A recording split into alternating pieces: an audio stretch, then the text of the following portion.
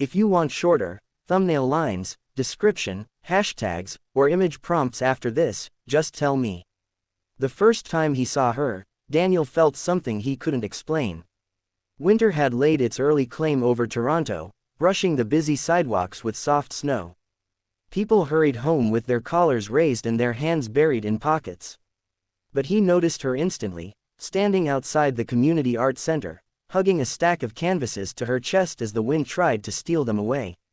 Maybe it was the way she laughed at herself as one canvas nearly slipped from her grip. Maybe it was the tired gentleness in her eyes, the kind that comes only from a long road lived. Whatever it was, he felt something warm tug inside his chest, like a small flame lighting itself in the cold. He was younger, anyone could tell. 28, ambitious, still learning who he was. She looked like a woman who already knew herself well, who had built and rebuilt her life enough times to wear her confidence quietly. Her name was Elena, and the moment she said it, he felt like he had heard it somewhere long ago, waiting for its echo to find him. He offered to help carry the canvases inside, and she smiled in a way that made the whole winter afternoon pause. Inside the center, the air smelled of acrylics, wooden shelves, and old radiators. She was preparing for a small community exhibition, something she did every December to raise money for the homeless shelter nearby. He admired her work, bold strokes, soft emotions, colors that carried stories. He didn't tell her that he felt moved. Instead, he volunteered to help with the exhibition setup. She raised an eyebrow, amused. "You don't even know me," she said. "Not yet," he answered, surprising himself. He spent the rest of the week helping her hang paintings, fix lights, print labels, and carry supplies. They talked during breaks, about where they grew up, the foods they loved, their families, their dreams. She spoke of her past with the honesty of someone who wasn't hiding anything. She had been through a divorce 5 years earlier, something that left her more careful but not bitter. She loved quiet mornings with coffee, believed in giving more than receiving, and still visited her mother every Sunday. Daniel found himself looking forward to every moment near her. She had warmth. She listened. She spoke with intention. She reminded him of the kind of life he wanted but never slowed down long enough to find. The exhibition day arrived with soft snowfall drifting through the dim December sky. People filled the hall, praising the artwork, laughing, buying pieces. But Daniel watched only one person. She moved through the room with grace, thanking visitors, adjusting frames, gently placing her hand over her heart whenever someone said her work touched them. When the event ended and the last guest left, she stood beside him near the empty wall where her favorite painting had hung, a piece that sold early in the evening. It was of a lighthouse, standing firm in a storm. "That one helped me through hard years," she confessed. "It reminded me that even in darkness, something must stand." "You're the lighthouse," he said quietly. She looked at him then, deeply and searchingly, as though trying to understand something she'd been trying to ignore. The next few weeks became a blur of shared coffees, long walks across frozen sidewalks, messages that never felt forced, and moments that felt like they belonged to another life, one where age didn't matter and hearts didn't, no doubt. But uncertainty has a way of sneaking into even the softest beginnings.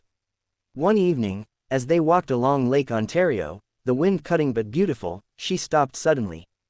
Her breath fogged the air. Her hands trembled, slightly in her pockets. "Daniel, we need to talk," she said. His chest tightened, but he nodded. "You're young," she started, her voice gentle but guarded. "You still have so much ahead, career, maybe starting a family one day. I'm older than you. I've lived more life than you. Maybe too much." She laughed under her breath as if trying to lighten the weight of her own words. "I don't want to hold you back. I don't want you to give up anything because of me." He listened quietly, letting the fear she had carried for weeks spill into the cold air. "You know I'm older than you," she finally said, softer than a whisper, almost like she was apologizing for something she had no control over. "People will talk. Your family might question it. And one day you might regret choosing someone like me." Her words pierced deeper than the wind. For a moment, he didn't know what to say. The lake waves crashed softly behind them, as though urging him to speak from the heart. He stepped closer, close enough that their breath mingled in the icy air. My heart doesn't count years, he replied. She blinked, her eyes shimmering with disbelief, hope, and fear all tangled together. He continued, you're not a number. You're not a risk. You're someone I look for in every room. Someone whose voice softens the worst days. Someone who teaches me things without trying. I don't care how old you are. I care who you are. And that's someone I'm not ready to walk away from. Silence stretched between them, long, heavy, emotional. And then her eyes filled with tears, not the kind that fell fast, but the kind held back for too long. She looked down. I'm scared, she whispered. So am I, he admitted. Good things are scary. She let out a trembling breath. He held out his hand, palm open, giving her a choice. Her fingers brushed his and slowly intertwined, like they had been meant to rest there all along. But life, even when beautiful, rarely stays simple. When Daniel told his family about her, reactions were mixed. His sister was supportive, saying love didn't obey age. But his father frowned, asking whether he understood what he was committing to. People whispered. Friends made jokes. Some said it wouldn't last. Some said he was making a mistake. Elena, hearing this indirectly through neighbors and acquaintances, withdrew. Not fully, but enough that Daniel felt the distance growing like a crack under thin ice. She stopped replying as quickly. She canceled dinners, saying she was tired. She returned to her art, burying herself in it like a shield. One night, he arrived at her studio unannounced. Through the window, he saw her sitting on the floor, surrounded by unfinished canvases, her face buried in her hands. His heart ached. He knocked gently. She looked up, startled, wiping her eyes quickly. You shouldn't be here right now, she said quietly. I should be wherever you are, he replied.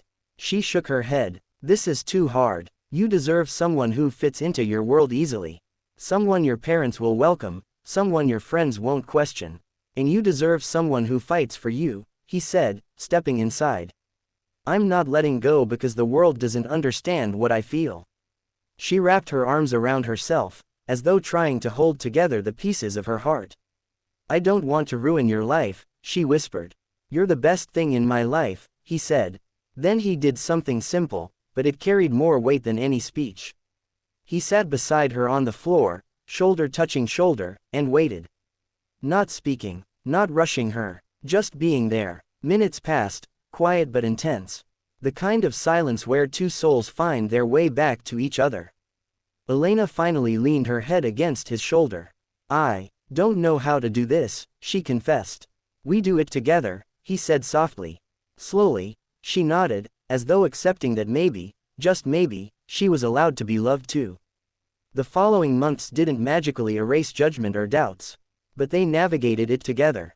Daniel introduced her to his family again, this time not asking for approval but showing them the truth, how she made him better, kinder, more grounded. Gradually, hearts softened. People saw her character, her compassion, the way she looked at him as if he were something precious. They built a rhythm, weekend art markets, early morning Tim Hortons coffee runs, long drives through snowy roads, cooking dinners while music played gently in the background. She learned to trust his commitment. He learned to be patient with her fears. One spring afternoon, months after their fragile beginning, they visited the lighthouse she had once painted. The sky was soft blue, and the lake shimmered under the sun. She stood at the edge of the cliff, wind blowing through her hair, eyes closed as if savoring the moment. You know, she said, still facing the water, I never thought I'd feel this kind of happiness again. I thought that chapter was closed for me. He wrapped his arms around her from behind. Some chapters come late, doesn't make them any less beautiful. She smiled, leaning into him. Do you ever think about the future? She asked. All the time, and it doesn't scare you. Only losing you scares me, he said truthfully. She turned in his arms, her eyes warm and steady. Something deep and calm passed through her, like she was finally allowing herself to believe, fully believe, that she was loved without conditions. You really don't count years? She asked one last time, almost teasing. He shook his head, touching his forehead gently to hers. My heart counts moments, and every good one has you in it. She closed her eyes, breathing him in, letting herself feel the truth that had waited patiently for her. And there, with the lighthouse standing tall beside them, the water whispering against the shore, and the soft spring breeze carrying new beginnings, she finally whispered the words she had been too afraid to say. Then I'm yours, for however long life lets me be. He held her tighter, as though promising the world and himself that he would choose her, today, tomorrow, and in every version of the future.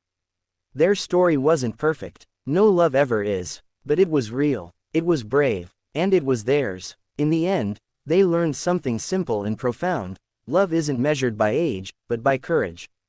The courage to choose someone despite fear, despite judgment, despite uncertainty.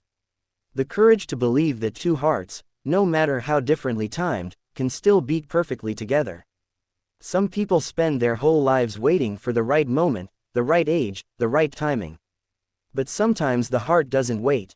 Sometimes it just knows. And when it does, years don't matter. Only love does.